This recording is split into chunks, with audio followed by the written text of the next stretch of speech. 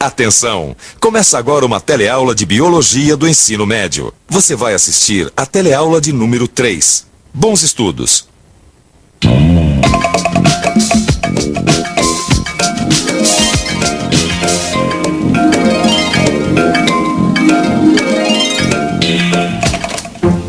É, dose, viu?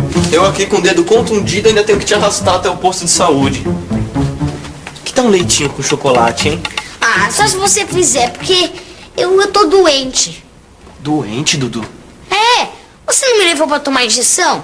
Então, quem toma injeção é porque tá doente. Não é nada disso, seu bobo. Você não tomou uma injeção de remédio, você tomou uma vacina.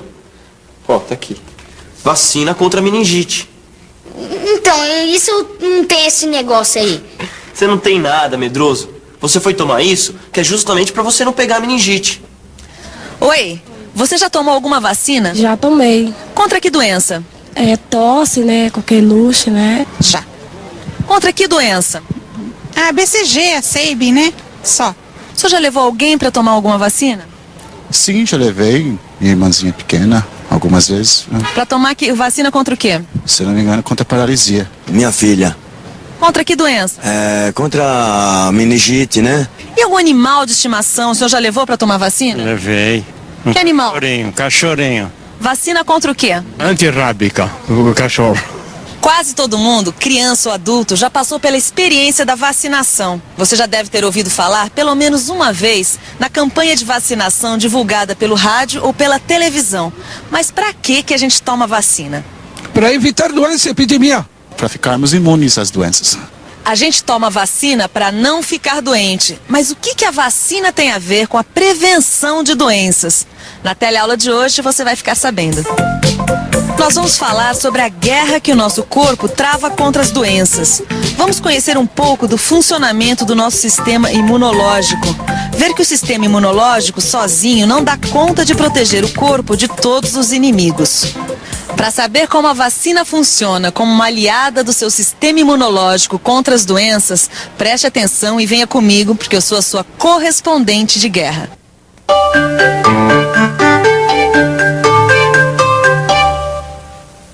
Ei, Dudu, vamos brincar de guerra? Vai, pra ver se você se anima um pouco. Vamos. Vai Legal. Vai tirando isso daqui. Peraí. Ai, peraí, meu dedo. Pronto. Bom, Vai. então vamos lá. Esse é meu. A gente tem que colocar os soldados assim numa faixa. Eles estão alertas porque o inimigo vai atacar.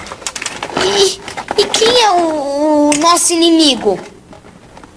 Nosso inimigo é qualquer elemento estranho que penetre no corpo. Um micro-organismo, seja ele vírus, bactéria ou protozoário. Partículas de poeira, substâncias químicas. Mas, seja qual for o invasor, ele é conhecido pelo nome de antígeno. O nosso corpo possui conjuntos de células para nos defender dos antígenos. O sistema imunológico. O sistema imunológico funciona como um exército. E existem tipos de células que agem como os soldados. Outros tipos de células que agem como os estrategistas. Os soldados atacam de qualquer maneira, ao primeiro sinal do invasor. Atrás vem os estrategistas. Aí o que os estrategistas fazem? Eles reconhecem o inimigo e preparam as melhores armas para poder destruí-lo. Agora eu quero ver. As células que participam do exército do sistema imunológico são chamadas de glóbulos brancos. Os glóbulos brancos fazem parte do sangue e percorrem todo o corpo pelos vasos sanguíneos. São as veias, artérias e capilares que você viu na teleaula anterior.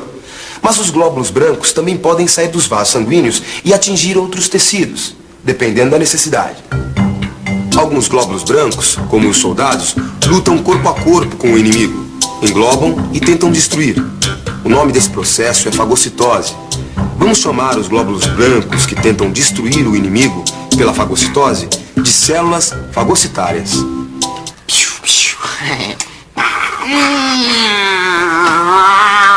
Blitz, o invasor ataca de surpresa. É impossível deter inimigo. E agora, seu estrategista? Peraí, agora eu preciso de tempo. Vou deixar esses soldados aqui ocupando o inimigo enquanto eu penso nos reforços. Enquanto os reforços do sistema imunológico não vêm, as células fagocitárias continuam a luta. E é aí que os estrategistas entram em ação. Os estrategistas do corpo são conhecidos pelo nome de linfócitos. Os linfócitos também são glóbulos brancos. Os linfócitos são divididos em T e B. O linfócito T é o que soa o alarme quando aparece um corpo estranho. O linfócito T também é um espião que reconhece a forma e a constituição do elemento estranho, enviando uma mensagem química para o linfócito B. Com essas informações, o linfócito B produz os anticorpos. Os anticorpos são armas, substâncias que entram em contato direto com o invasor, reagem com ele e facilitam a sua destruição. Renato, como é que foi essa guerrinha aí no seu dedão? No meu dedão, pela fenda aberta pelo corte, penetram os antígenos. Os invasores podem ser micro-organismos causadores de infecções. Imediatamente, entram em ação as células fagocitárias, que tentam englobar e destruir os antígenos. Enquanto isso, na retaguarda, o linfócito T detecta a presença do inimigo, envia uma mensagem ao linfócito B, preparar armas, e dispara anticorpos para reagirem com o antígeno. Pois é, Dudu, é para isso que serve o sistema imunológico, para o nosso corpo brigar com os antígenos. Tá, mas se todo mundo tem esse sistema imunológico para se proteger dos antígenos, por que a gente fica doente? Bom, porque o corpo está numa constante guerra, certo? Então, tem algumas batalhas que a gente ganha e algumas que a gente perde, né? Pois é. Então, até os estrategistas aqui de trás reconhecerem o inimigo e prepararem os anticorpos para destruí-los, o exército inimigo já avançou e já causou alguns estragos. Mas que estragos? Doutora, queria que você explicasse pra gente o que acontece quando os antígenos atacam antes de serem reconhecidos pelos linfócitos e destruídos pelos anticorpos. Bem, aí a pessoa passa a ter os sintomas da doença. Muitas vezes o ataque desses inimigos é tão rápido que pode levar à morte sem que o sistema imunológico consiga nos defender. E você poderia dar um exemplo de uma doença que ataque assim rapidamente? O tétano. O tétano é causado por uma toxina produzida por uma determinada bactéria. Essa toxina causa paralisia muscular, atingindo inclusive a musculatura respiratória, o que pode levar à morte por asfixia. A ação da toxina é tão rápida que o sistema imunológico não consegue reagir a tempo. Bom, toxina é uma substância prejudicial ao organismo, produzida por certos agentes causadores de doenças. E como a gente pode evitar pegar tétano? Bem, tomando a vacina antes de contrair a doença. Assim, a presença da bactéria não causa danos ao corpo. Obrigada. Vamos ver agora como a vacina age na prevenção de doenças. A vacina seria a mesma coisa que aprisionarmos um pequeno batalhão de soldados inimigos antes da guerra. Assim, ficamos sabendo como eles são e podemos preparar as armas com antecedência. A vacina nada mais é do que o antígeno enfraquecido de uma maneira que não nos cause mal. Assim, o nosso sistema imunológico saberá como são esses antígenos e já preparará os anticorpos. No caso do tétano, a vacina seria uma dose de toxina enfraquecida. Essas toxinas não fazem mal, mas são suficientes para que o linfócito T as reconheça. Aí, o linfócito B produz anticorpos. Nesse caso, quando os inimigos atacarem, eles não terão chances, porque nós já estaremos preparados e com as armas prontas, entendeu? Neste caso, dizemos que estamos imunes à doença. Então é por isso que eu tomei tanta vacina, para eu ficar imune, né? E você já é imune porque você já tomou todas as vacinas quando era pequeno. É isso aí.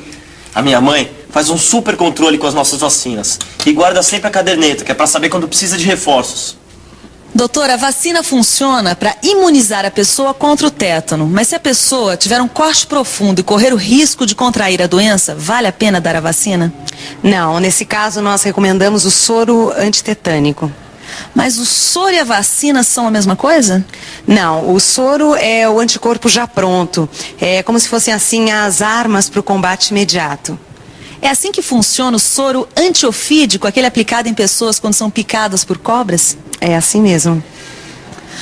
E como acabamos de ver, a vacina é uma medida preventiva, enquanto o soro é uma medida curativa. Mas será que existem vacinas para todas as doenças? Vamos ver o que o pessoal por aqui sabe sobre isso. Oi, você pode me dizer o nome de uma doença para a qual já existe vacina? Sarampo. Paralisia infantil, sarampo. Doenças para as quais ainda não existe vacina? O câncer e a AIDS. Ih, você não disse que era forte, agora tá espirrando, né? É, Dudu, acho que eu peguei gripe. Você não é imune? É, fugiu da vacina contra a gripe. As vacinas demoram muitos anos para serem desenvolvidas e custam caro. Por isso, geralmente, se investe em doenças que podem matar, como o tétano, a meningite e o sarampo. Ou então, em doenças que possam deixar deficiências, como a paralisia infantil. As campanhas de vacinação feitas no Brasil têm ajudado a diminuir a ocorrência de muitas doenças, como o sarampo e o tétano, e ajudado também a erradicar outras doenças, como é o caso da paralisia infantil. Erradicar quer dizer fazer desaparecer, eliminar. Nós dizemos que uma doença está erradicada quando se passam alguns anos sem nenhum caso registrado. Mas independentemente das campanhas de vacinação, existe o calendário de vacinação que toda criança deve cumprir. Vamos ver como funciona este calendário. Lucas, filho de Marister, tem 1 ano. Quando Lucas nasceu, Marister recebeu do posto de saúde uma caderneta de vacinação. Na caderneta estão anotadas as vacinas que o Lucas precisa tomar de acordo com a idade. Oi, Marister, por que é importante a caderneta de vacinação? Olha, ela é bem importante porque ela não me deixa esquecer as datas que eu tenho que vacinar o Lucas. Assim, não precisa ser um dia certinho, mas também não pode demorar muito. E tem uma coisa que é bem importante também na caderneta, porque assim, ela não me faz confundir com aquelas vacinas que tem que vir numa dose única, com as que tem que ser em mais doses, né? E que vacina que o Lucas vai tomar hoje? Hoje, vamos ver aqui, quer ver? Olha só, o reforço da tríplice, que é contra difteria, tétano e coqueluche. Filhão, no que depende da mamãe, você é um garoto imunizado. Obrigada. No que depende da gente, nós vamos ficar agora com a revisão. E atenção, se liga aí que é hora da revisão. Na teleaula de hoje, você ficou conhecendo o sistema imunológico do nosso corpo. Você aprendeu que certos glóbulos brancos englobam e tentam destruir os invasores do nosso corpo através da fagocitose. Você também viu que os invasores do corpo humano que causam doenças são chamados de antígenos. Para combater os antígenos, o corpo dispõe dos linfócitos, que também são glóbulos brancos. Os linfócitos reconhecem o antígeno e produzem anticorpos. Para ajudar o sistema imunológico a defender o corpo de certas doenças, existem a vacina e o soro. A vacina é uma medida preventiva. Ela é dada antes da doença se instalar. O soro é uma medida curativa. Ele é dado depois de a doença se instalar. Embora não existam vacinas para todas as doenças, muitas delas podem ser evitadas e até erradicadas. Para isso, basta seguir o calendário de vacinação. Tríplice, Sabin. Quanta vacina eu já tomei, né? De algumas eu até me lembro. Principalmente aquelas de injeção.